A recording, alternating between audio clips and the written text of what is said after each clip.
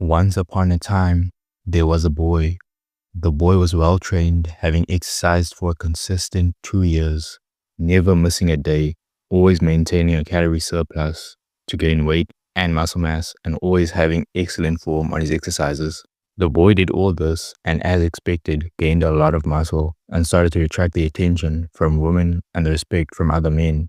However, the boy was not proud of his own physique. Every time he looked in the mirror, he'd look intently at his physique, and while most muscles looked good, he always felt something was missing, something he never knew he needed to train, something he didn't know would add aesthetic value to his physique. Alright, so yeah, before we get into the video, I had to address the elephant in the room. I'm sorry. I've not posted in like, I believe 4 months, almost 100 days at this point, maybe over 100 days by the time this video actually gets uploaded. But yeah, I just wanted to say, I'm sorry for that. You know, life's been busy with university, family stuff on the side. But yeah, we're here now. Let's make the most of it. You know, new year, new me, new videos. Yeah, let's get into it. And that thing was the neck. Now, everyone on the internet knows what training for aesthetics is, or in more common terms, what training for looks is. Men particularly tend to focus on their upper body due to the fact that men know women find a strong upper body attractive. Men know to train their backs and chest for a V-taper, their abs to showcase the details and lines in their core muscles, and lastly, their arms to show mass in their t-shirts. But nobody talks about the neck, arguably one of the most important muscles for any respectable physique, due to the fact that it's one of the only ones that always shows outside of a shirt. Aside from your arms and neck, no other muscles are visible when in clothing. Nobody sees your chest, abs, or back under a shirt. People see the size, sure, but none of the details, none of the lines, and none of the veins. And unless you're in shorts, nobody sees your legs either, especially not the part you want to show off.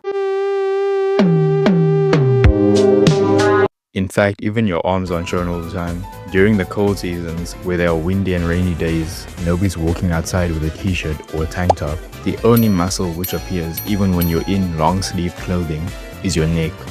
Now, do you think it's okay for something that appears that much to be skinny and frail looking? Hell no! Hell no! I'm sure you're thinking, oh, but it doesn't matter. It's not like a small neck will make the rest of my physique look small too, right? Cap. 1000% will. Take a look at these two photos.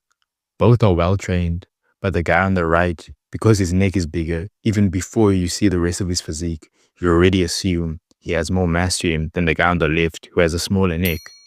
This is known as the halo effect, where you automatically assume because a person displays one good trait, even before knowing any other information about them, you already begin to assume the best of them in every other aspect.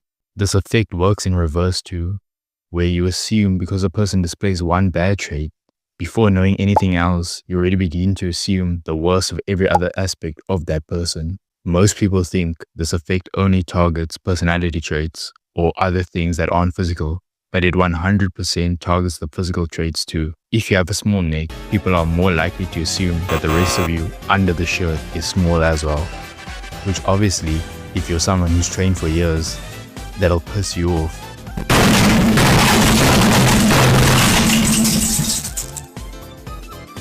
And understandably so. I mean, you work so hard on everything else just for it to be ruined by something you probably never even heard is important. But don't worry, because now you know. And since you know now, you'll also be taught how to fix it. The muscles you want to be targeting to fix this issue are the neck itself and the upper traps. Now, most people already know to target the upper traps, you should do a form of shrug. My favorite are the lateral dumbbell shrugs. First, you grab your dumbbells and bring your arms to the side of your body where they naturally rest at. And now shrug by bringing your shoulders up. Find a weight where you can perform about 10 to 20 reps of this for about 3 to 4 sets. Now for the main issue here, the neck itself. Even bigger traps can't save you from a pencil neck on their own. However, neck crunches can. Begin by laying down flat on your back with your head hanging over the edge of the surface you're laying on. Then slowly raise your head by bringing your chin towards your sternum.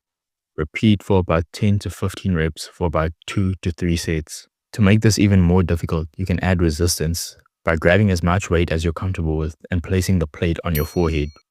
To keep the plate stable, use your arms, but be careful not to turn this exercise into a sit-up.